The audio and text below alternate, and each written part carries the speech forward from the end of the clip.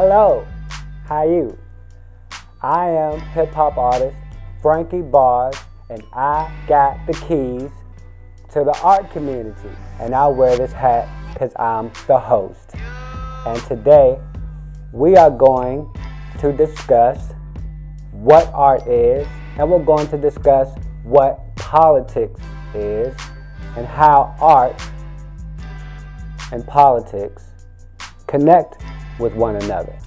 We're going to connect with different perspectives of what art is, and we're going to connect with different perspectives of what politics is. If I were to share from my perspective, art is a piece of works created by a creator that evokes an emotion or feeling. A politician, well, you could look at the word politician and look at the prefix in poly, which means many, hence polygram, a figure with many sides. So a politician is one who you could say is able to bring many people together, influencing policy. So today we are going to hear from our two guests. First guest within the art community and our first guest who affects policy. We are going to hear from our first artist that expresses his side on how politics affects the art community, and we're going to hear from our first guest in the political community. We are going to hear from Malik. Malik is going to share with you on how he believes policy affects the art community in Washington, D.C., preferably drumming in the 202. We're going to go to Ivy City at the 202 Creates kickoff event. We are also going to hear from Ramone Bain, who was the former spokesperson for Marionberry, publicist for Marionberry, as well as the former COO of Michael Jackson LLC, and was the former personal and general manager for Michael Jackson, who is going to share with us how she believes art affects policy and how policy affects art. So, let's go ahead and hear from Malik and Ramone Bain.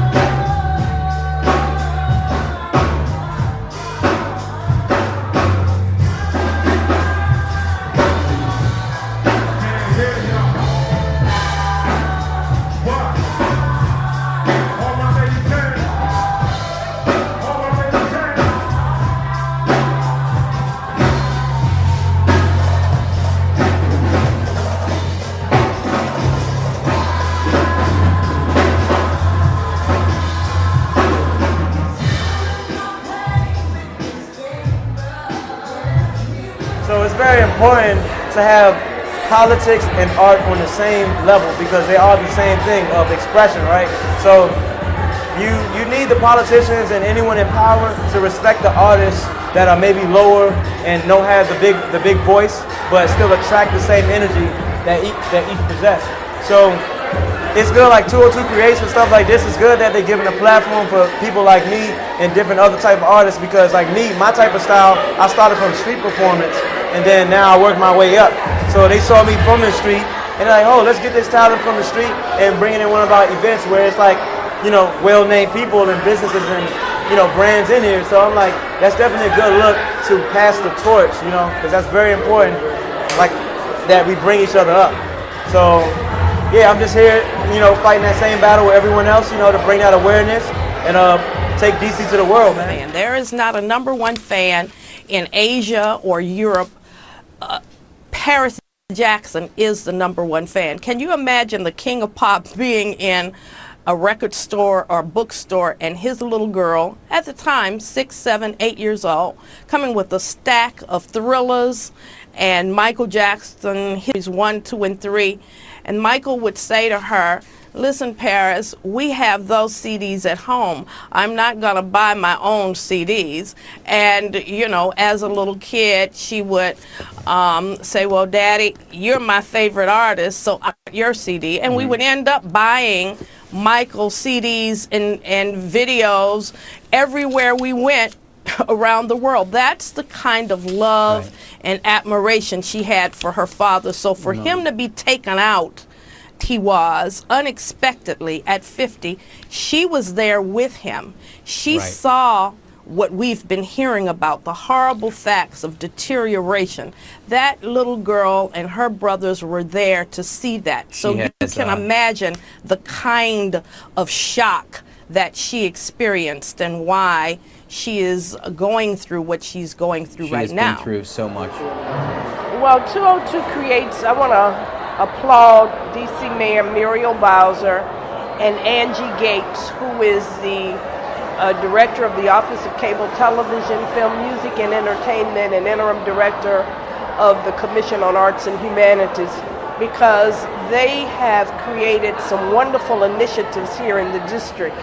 And 202 Creates is a celebration of the district's creative community, cosmetologists, culinary, arts, artists, sports, entertainment, musicians, IT.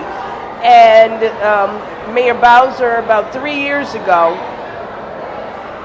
designated September as 202 Creates Month. So this is the third year in a row that the creative community here in the district has been celebrated. It's a multi-billion-dollar community. And I just applaud them for all of the initiatives that they are creating here. For instance, Director Gates has created Spanish programming there at the Office of Cable Television. We will be celebrating the second year of DC Radio in a big celebration on September 16th. There is children's programming here in the district now on Saturday morning. And so many other wonderful initiatives, including, you know, an all-out attempt, full court press, to bring more film production here in the city. And they're doing just a fabulous job, and I want to celebrate and congratulate them for that. Yeah, so you just got to hear from Ramone Bain, who is a public relations executive and a public affairs executive, who is also very prominent in the industry of government, sports, entertainment, and politics. And Malik has been drumming since he was 5 years old. He is from PG, Maryland, and he started drumming in go-go music and has evolved to playing with a variety of artists worldwide. Now, it is time to go to our next guest, visit and hear from and connect with our next artist and our next policy influencer. We are going to take you to We Act Radio in Southeast. We're going to take you to Ward 8 real quick. We're going to take you to Ward 8, We Act Radio, and hear from spoken word artist LJM, who is going to share with you some beautiful words. And we're also going to hear from Council Member at Large Robert White. We're going to visit him at Duke's Restaurant on U Street, and he's going to be doing a meet and greet. So let's go and hear from LJM, and let's go ahead and hear from our Council Member at Large Robert White.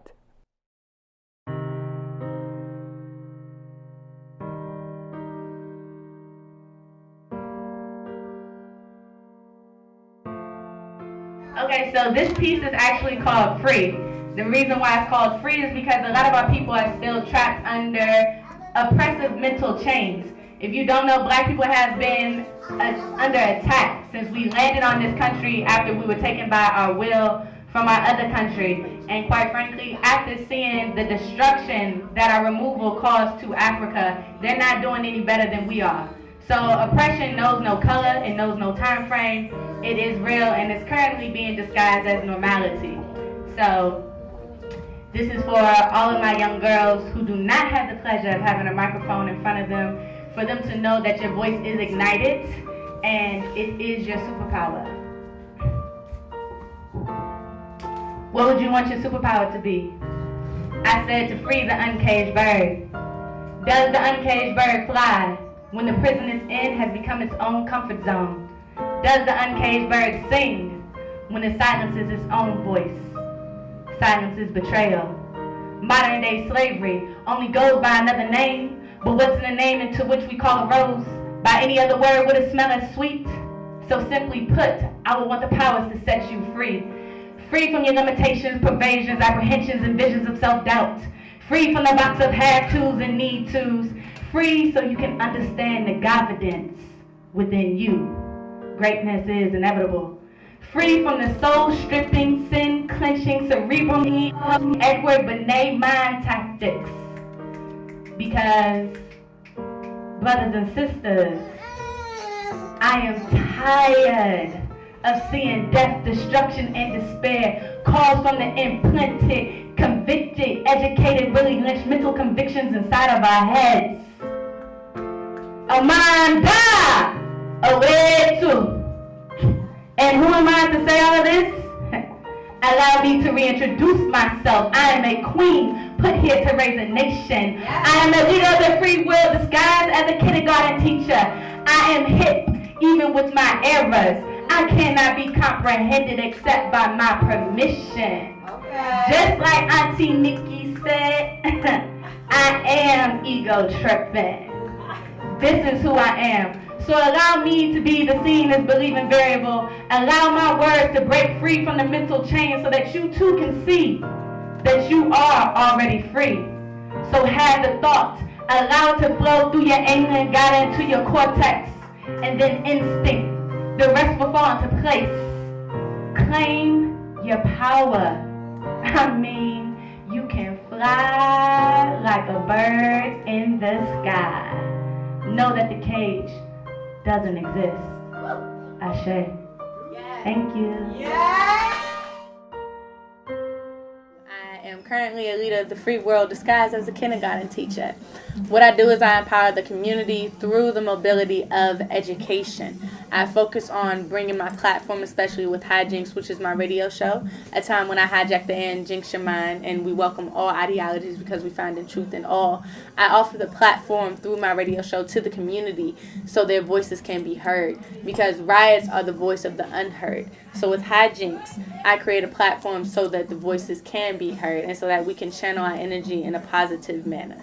My name is LJM. I am Miss Black America.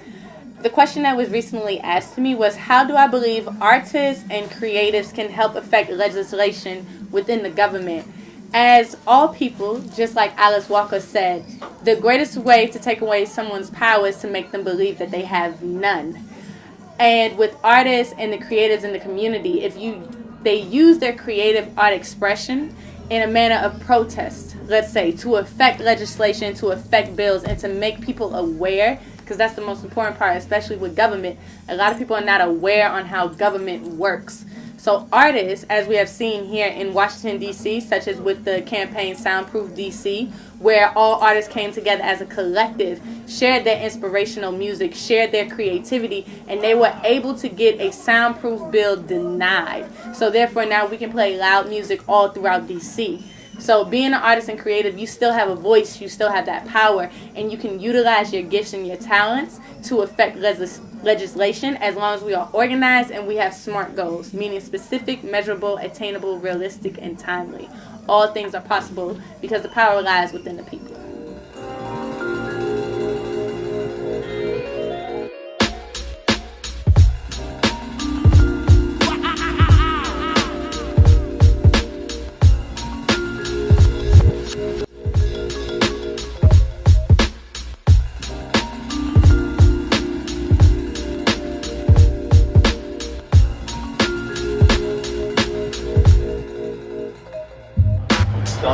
Chair of NC2C in Chinatown. What can we do about the unrestricted noise on 7th Street and H Street? Some of the neighbors, residents find it unbearable.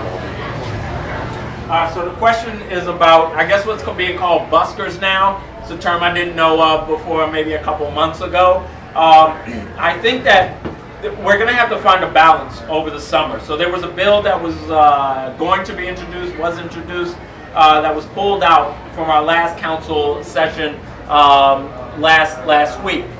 That bill, I think, is going to get some work over the summer to find a compromise. I do think that while you have a number of people, especially like in the sports area, like you have in the Chinatown area, you're going to have some music and some amplified music.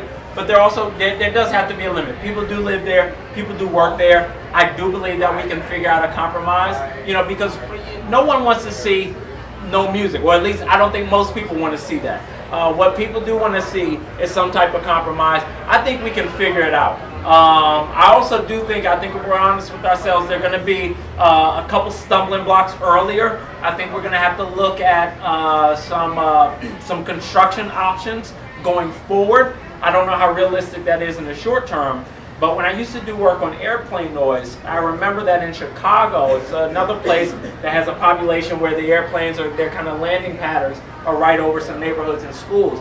What they did was they actually replaced the windows, and apparently that construction change had a significant impact on the amount of noise and reverberation. So I think that there will be some options. We're going to have to find a happy medium. I think that we can get most people to that place. I really do. I'm Robert White, at-large council member for the District of Columbia. Very excited to be here. The arts have really always been a part of the soul of the District of Columbia, from jazz to go-go, to the performing arts, to the visual arts. We see arts everywhere we go, even down to these statues, the donkeys and the elephants that you saw painted and placed throughout the District of Columbia.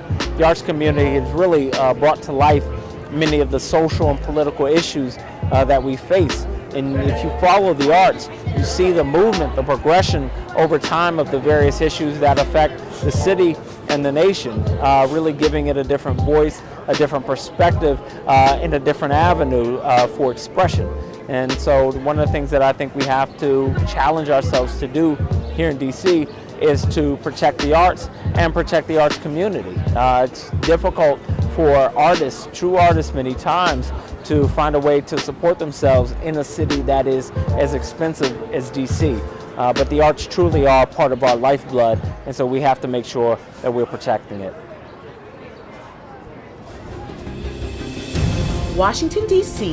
is home to nearly 700,000 U.S. citizens. They live in 131 neighborhoods that make up our nation's capital. But did you know that the residents of your nation's capital have no voting representation in U.S. Congress? Yeah, I know. That's why we stand for ours and theyhood. I'm Frankie Barrz, got the keys to statehood. We amend the Constitution for equal rights from 16th and Penn. Now clean this dirty mess and Washington it. Didn't have the rights while we never voted. Year 1801, Congress stole it. You may live on the land, but you'll never own it. That's why the residents of Washington, D.C. need your help, so they too can have equal rights. Call your member of Congress and tell them to support D.C. statehood in Congress. Yeah, so you just got to hear from spoken word artist LJM and council member at large Robert White. And now we are going to hear from our next artist, who is an entertainer, Sam Bonar, who is a comedian for social causes and equality and for democracy here in Washington, D.C., preferably D.C. statehood. And we're going to take you to Georgetown, to Gypsy Sally's open mic, where he will be performing his beatbox. And we're going to allow you to connect with Sam Bonar as he does a live performance beatboxing. And we are also going to take you to NYU, the one in D.C., of course, where we're going to have a panel where U.S. Representative Shadow Franklin Garcia is going to speak on D.C. statehood. So let's go ahead and go downtown to Georgetown and Uptown. So yeah, is there anyone out there who wants to make a difference? Make a difference for their world or community? Anyone? I do. Okay, what would you just yell? What are you looking to make a difference with? What would matter? Education. Cultural awareness and diversity. Woof. What? No, I'm serious right now too, man. Education and culture, I think those kind of work together. If I'm not wrong, if you educate people about cultural awareness and diversity, I'm not going to mansplain that one for you guys, though. Don't worry. But I will sing a song about it. Ooh, a little hot. I woke up and I decided to go back to school, but now I'm not so sure that I'll be so cool. And then I just wish that I knew a little bit more about diversity, but I'm just a white boy. Can you go ahead and explain it to me? Yeah.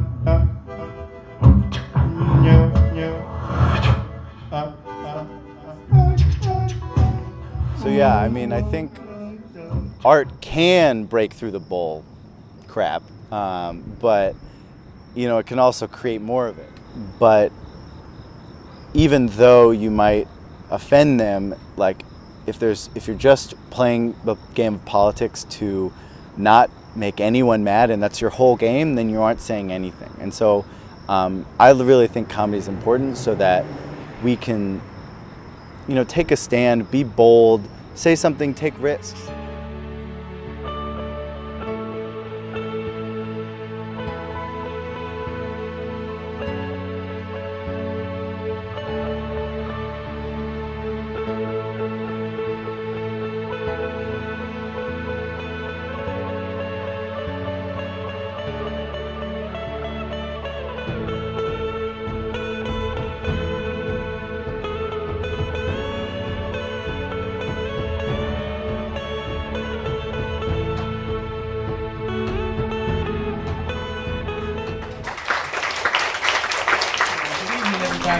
My name is Franklin Garcia, the U.S. Shadow Representative for the District of Columbia. And first, say thank you so much, Michael, for having us back in here. It's always exciting. The idea behind a shadow member of Congress is that you would have an organized vehicle to channel the message of statehood of the territory to Congress. And I end with this. There's a very iconic photo in the Wilson building, which is the city hall, the local government in Washington, D.C. It is of this very elderly person, I think it's about 90 plus. And the photo shows him going to cast a vote for the first time in his life. When you show this image to people, they wonder, well, why did he have to wait to be 90 to vote? Well, that's because when he voted back in the 60s, it was the first time ever that he could have voted. He was a Washingtonian who lived in Washington all of his life. And it was only in 1961 that the Constitution was amended to allow a little bit of participation in the political process to the residents of Washington, D.C. Just outrageous. So if you lived in Washington, D.C. prior to 1960, and you saw all the political process taking place in the entire nation, all you could do in your nation's capital was simply watch and do nothing. That's just not acceptable. We've made a lot of progress since, but we have a long way to go. Thank you. Arts is very, very important because through the arts, there's a key element with the messaging part of it. And so I think that we use art to communicate ideas, and we certainly need that field to help us. The artists are doing a lot of things. They are using tattoos to engrave DC flags in their bodies. They are drawing photos, they're hosting contests, they're doing so many different things to bring visibility to our plight, and that is very, very important. So I hope that more young people and aging people continue to engage in art. and use that medium to communicate our plight for statehood, because we need to reach out to all sectors of society, and I think that there's no better outreach than using art to get the messaging across. My name is Franklin Garcia, and I am the elected shadow member of Congress from the District of Columbia, representing over 700,000 U.S. citizens that need equality in our nation's capital. Washington, D.C. is home to nearly 700,000 U.S. citizens. They live in 131 neighborhoods that make up our nation's capital. But did you know that the residents of your nation's capital have no voting representation in U.S. Congress? Yeah, I know. That's why we stand for ours and dayhood. I'm Frankie Barrz, got the keys to statehood. We amend the Constitution for equal rights from 16th and Penn. Now clean this dirty mess and Washington it. Didn't have the rights while we never voted. Year 1801, Congress stole it. You may live on the land, but you'll never own it. That's why the residents of Washington, D.C. need your help, so they too can have equal rights. Call your member of Congress and tell them to support D.C. statehood in Congress. You also got to hear from one of our lead entertaining advocates of D.C. statehood, Sam Bonar, doing a little beatbox there in Georgetown. You also got to hear from shout out Congressman Franklin Garcia, representing 51st State, being the District of Columbia at NYU's panel. Don't you love my band? Don't you just love my band? If you believe in D.C. statehood and equal rights for Washington, D.C., that means you're cool, and you might win one of these for when it gets hot.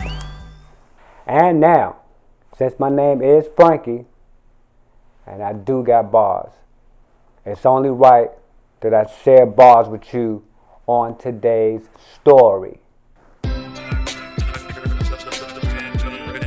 It's just a little background info, a little backstory, you know, on how I got here. I'm going to share with you a collage of all our characters in today's episode. Look, first and foremost, we're at a party with Vincent Orange. Now I'm interviewing Councilmember Robert White. Make a change, better save up all your coins. We all different colors, but we all alike. A few are men, the future's them. Are you with them? Are you with them? From the city where it's mostly democratic. Out my mama's basement, got the keys to the attic. Build it to the top till they remember my whole name. I'm Frankey Barrz, got the keys to Ramone Bain. This spoken word, tell a friend. On MLK, with LJM. Had a dream, we got married and moved to Ethiopia. Had a family all dressed up in a dashiki. We got rich, built a house made of gold. Melanin in our skin, we look better when we old.